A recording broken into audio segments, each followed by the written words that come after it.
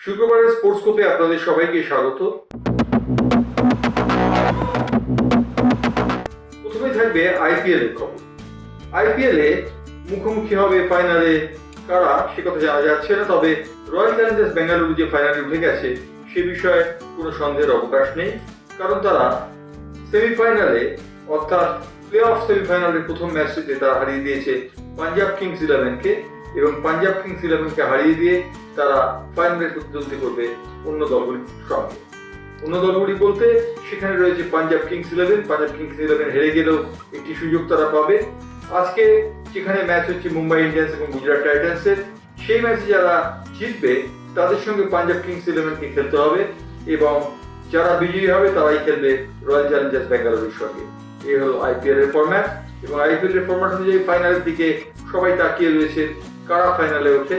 Punjab Kings eleven গতকাল পরাজিত হয়েছে রয়্যাল চ্যালেঞ্জার্স বেঙ্গালুরুর কাছে, কিন্তু তাদের সামনে আরেকটি সুযোগ থাকছে গুজরাট টাইটান্স এবং মুম্বাই ইন্ডিয়ান্সের বিজয়ী দলের সঙ্গে তাদের খেলার একটি সুযোগ থাকছে। দ্বিতীয় যে খবরটিতে যাবো সেই খবরটিও ক্রিকেটের, সেটি হচ্ছে চেতেশ্বর পূজারাকে ভারতীয় দলে চেয়েছিলেন গৌতম গম্ভীর। ইংল্যান্ড সফরকামী ভারতীয় দল যা গঠিত হয়েছে কদিন আগে, চেতেশ্বর পূজারাকে অভিজ্ঞ ব্যাটসম্যান হিসেবে চেয়েছিলেন গৌতম গম্ভীর, কারণ রোহিত শর্মা, বিরাট কোহলি দল থেকে চলে গেছেন, রবিচন্দ্রন অশ্বিন খেলছেন না, মোহাম্মদ শামি দলে নেই, সেই জন্য অভিজ্ঞ একজন ব্যাটারের প্রয়োজন ছিল। সেই কারণে গৌতম গম্ভীর চেয়েছিলেন চেতেশ্বর পূজারা অথবা অজিঙ্ক্য রাহানেকে, কিন্তু নির্বাচকরা সেই দাবির কাছে মাথা নত করেননি, যে কারণে চেতেশ্বর পূজারা কোনো ফোন কল পাননি বলে জানিয়েছেন গৌতম গম্ভীরের। তিনি আশা করেছিলেন গৌতম গম্ভীরের কাছ থেকে তিনি ফোন কল পাবেন, এবং চেতেশ্বর পূজারা মনে করেছিলেন তিনি ইংল্যান্ডগামী ভারতীয় দলে থাকবেন, কিন্তু শেষ পর্যন্ত তার সেই আশা পূর্ণ হয়। অন্যদিকে সুনীল গাভাস্কার ভারতীয় ক্রিকেট দল সম্পর্কে একটি মন্তব্য করেছেন।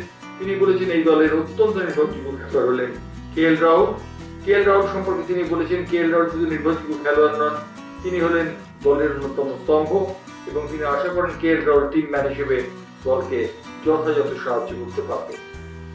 এই ছিল ক্রিকেটের খবর। এবার যাব ফুটবলের খবর। আল নাসেরের সঙ্গে ক্রিশ্চিয়ানো রোনাল্ডোর সম্পর্ক যে ছিন্ন হচ্ছে সে কথা সবাই জেনে গেছেন, কিন্তু ক্রিশ্চিয়ানো রোনাল্ডো যাবেন কোন ক্লাবে?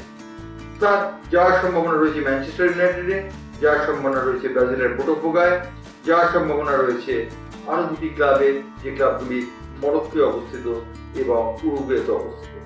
রোনাল্ডো শেষ পর্যন্ত কোন দলে যাবেন তা জানা যাচ্ছে না, তবে আল হিলাল ক্লাব যা প্রো সৌদি লিগ খেলে থাকে এবং আল নাসেরের প্রতিদ্বন্দ্বী, তারা রোনাল্ডোকে দলে নেবার জন্য মোটা অঙ্কের টোপ দিয়েছে। এখন রোনাল্ডোর উপর নির্ভর করছে তিনি ইউরোপে যাবেন না আমেরিকায় যাবেন, অথবা তিনি সৌদি আরবেই থাকবেন। ফিফার প্রেসিডেন্ট গিয়ানি ইনফ্যান্টিনো অবশ্য মন্তব্য করেছেন যে রোনাল্ডো যাবেন আমেরিকার কোনো দলে, এবং আমেরিকার কোনো দলের তিনি এশিয়ান এবং অল ইন্ডিয়ার যে অল ক্লাব কাপ হবে, ওয়ার্ল্ড কাপ ক্লাব, সেই ক্লাবটাকে অংশ নেবেন। এটি হচ্ছে গিয়ানি ইনফ্যান্টিনোর কথা। এবারে আসছি ইস্ট বেঙ্গলের কথা।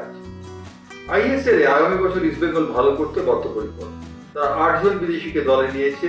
দলে তারা নিচ্ছে নগুরোকে, বেঙ্গালুরু এফসির খেলোয়াড় নগুরো আসছেন ইস্ট বেঙ্গলে, এবং এই অ্যালবার্তো নগুরো আসার সঙ্গে সঙ্গে ইস্ট বেঙ্গল দলটি যে আরো শক্তিশালী হবে সে বিষয়ে বলতে পারতে অপেক্ষা রাখে না। 8 জন ফরেনারকে নিয়ে ইস্ট বেঙ্গল দল করছে এবারে, এবং 8 ফরেনারের মধ্যে সবাই প্রসিদ্ধ খেলোয়াড় এবং তারা নাম করেছে। সুতরাং ইস্ট বেঙ্গল যে দলকে ঢেলে সাজাচ্ছে সে বিষয়ে সন্দেহের কোনো অবকাশ নেই। ইস্ট বেঙ্গলে খেলবেন নগুরা, এটি চূড়ান্ত হয়ে গেছে, এবং অ্যালবার্তো নগুরার এই যোগদান ইস্ট বেঙ্গলকে আরো বেশি সমৃদ্ধ করছে। এই ছিল শুক্রবারের স্পোর্টস কোপ নিয়ে আবার ফিরবো শনিবার।